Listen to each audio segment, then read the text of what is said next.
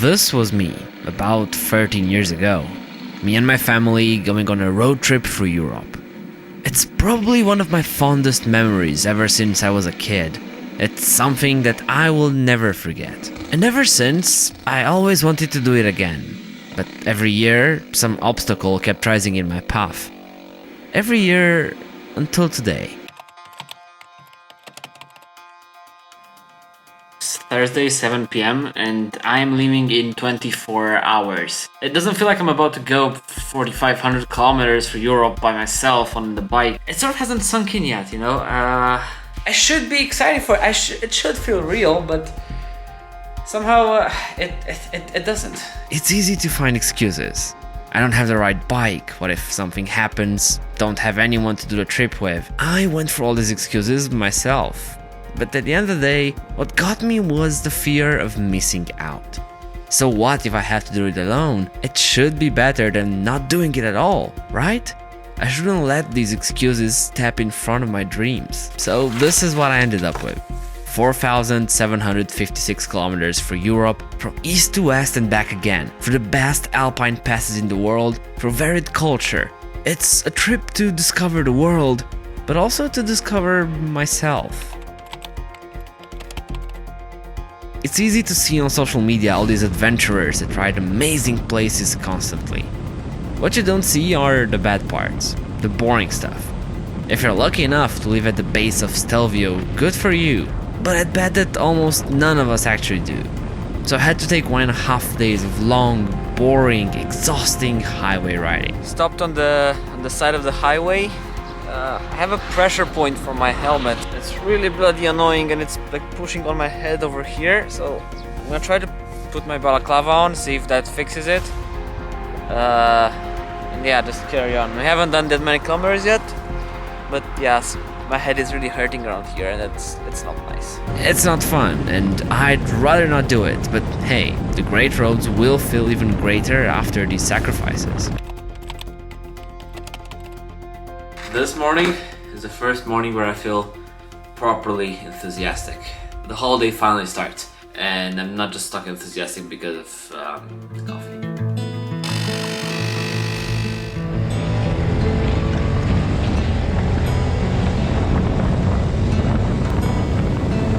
Call me out, tiger. Call me out, why don't you?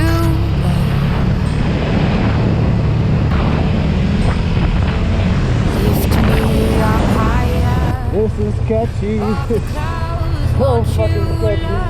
Especially since my turning radius is really bad. And this is really good. Scenery is right.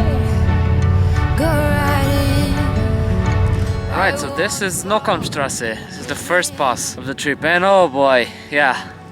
This is why I came here. This is why I did 1,000 kilometers on highways and stuff like that. I did all of that just to see this. Somebody do me the courtesy, dress me down.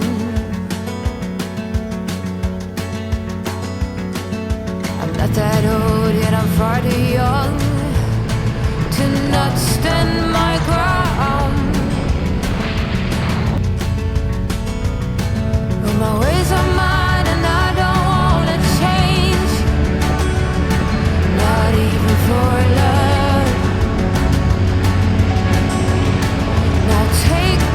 And it keeps on going, mountain pass after mountain pass, miles and miles of endless twisties, all opening up for me to ride on. And if I was a true influencer, I would only show these bits. But life isn't always great, and the plans you make at home sometimes don't match real life. When planning my route, I always thought of trying to avoid highways as much as possible, and it makes sense, especially since I rode my Superduke. But what I didn't realize was that there is something much worse than highways. Villages. I've been riding with 50 kilometers an hour for the last 100 kilometers. Village after village after village, and on a bike like mine, this just feels like a pain. I just had to stop, you know, to take a rest. Having a 180 horsepower motorcycle underneath you, but being limited to 50 kilometers per hour is honestly painful and not fun. Sure, you see the first 3 villages, admire their architecture, but then they all look the same. And after the 10th village in a row, you just want to get to the next mountain pass earlier. But you can't. You're stuck. On a highway, sure, you don't get to enjoy riding either. But at least you feel like you're making solid progress. Progress to where you really want to go.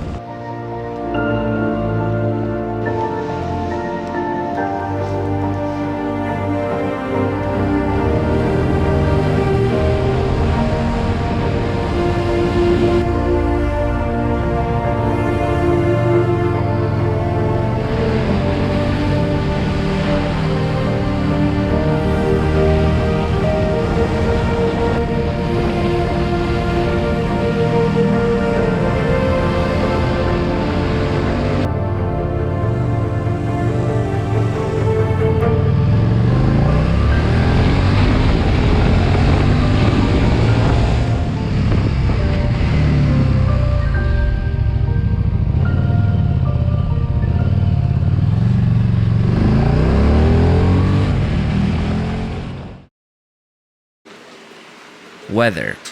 It's something you can't control, and it will be one of your biggest scares. It was mine, for sure. I kept checking the forecast the day before, the day of, at every single stop.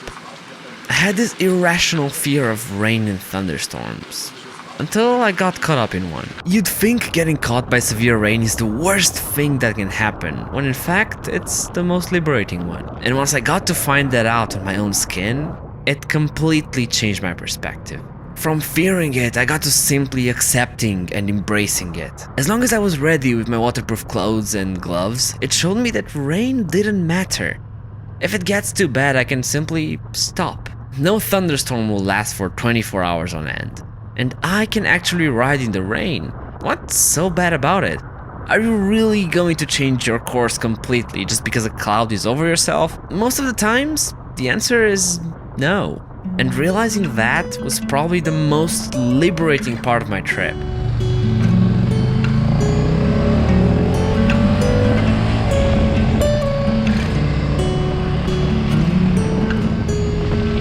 Don't be a stranger in the night. Take a chance. When riding these fast twisties, you tend to get carried away. And mountain passes don't forgive. You cannot afford to make mistakes. The most common one is treating it like a racetrack. And on day 4, I got to reaffirm my beliefs.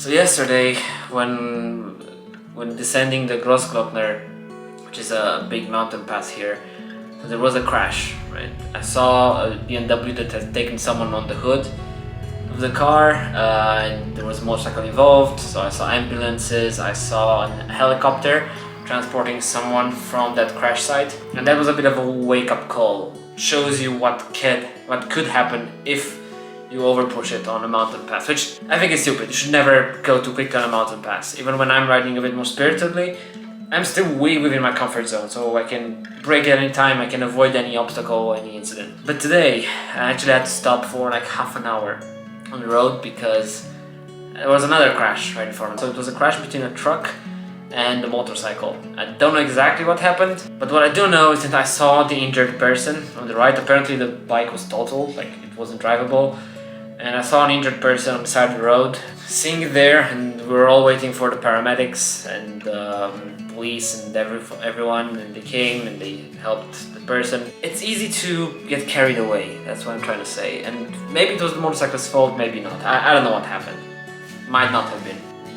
I've witnessed basically 2 accidents in 2 different days, and let's just say it makes you think twice. You know, it makes you think twice about going quickly. It makes you think twice about sitting on your ass, really. And I don't know exactly what I want to say with this video. It's just, with everything considered, every mountain pass reminded me of how lucky I was to do this and how much I enjoy doing what I'm doing. It's crucial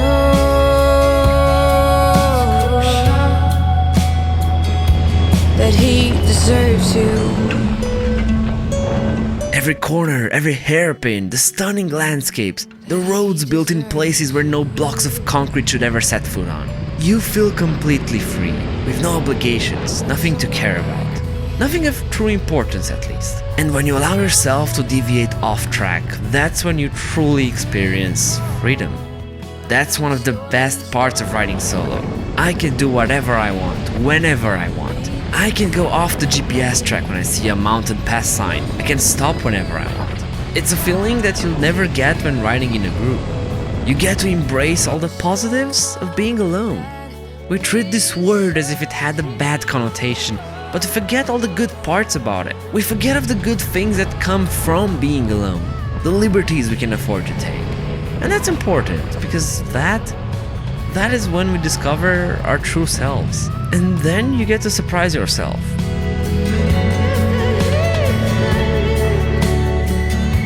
That he deserves you.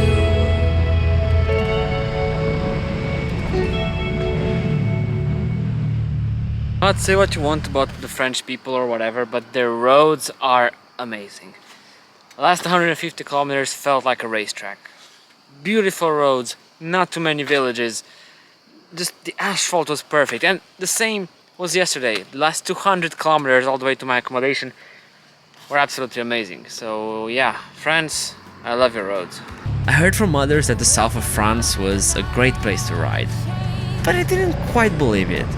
There were no major mountain passes around, just regular B roads mainly, but oh boy was I mistaken.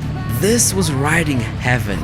Over 500 kilometers of perfect, smooth tarmac. Swooping bends revolving around villages, not through them, made this the most fun riding-wise moment of the entire trip. And the best part? This moment lasted over 2 days.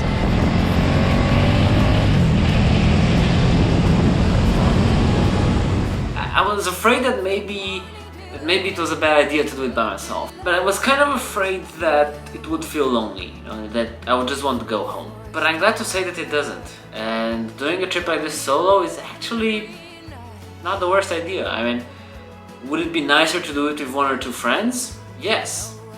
Is it still incredibly cool to do by yourself? Hell yeah. What if something happens? What if my bike breaks down? What if I do something stupid or someone does something stupid and I end up, I don't know, God forbid, crash? What if? I had a lot of these what ifs in the beginning. Basically what I'm trying to say is that yes, you're alone as in you're doing this by yourself. But you're not alone as in if something happens, there will be someone to stop by. There will be someone to help you in some way or another. And it's kind of reassuring, it feels good. We'll dry needles, we'll drink morning dew, we'll be lovers, me you. 'Cause we're crazy fools, feeling young. We're crazy fools, feeling young. We're crazy fools. At the end of the day, this might feel like a challenge for some, like myself. And for others, this will look like nothing. But it doesn't matter. It matters how it feels to you. And for me, it was pretty eye-opening.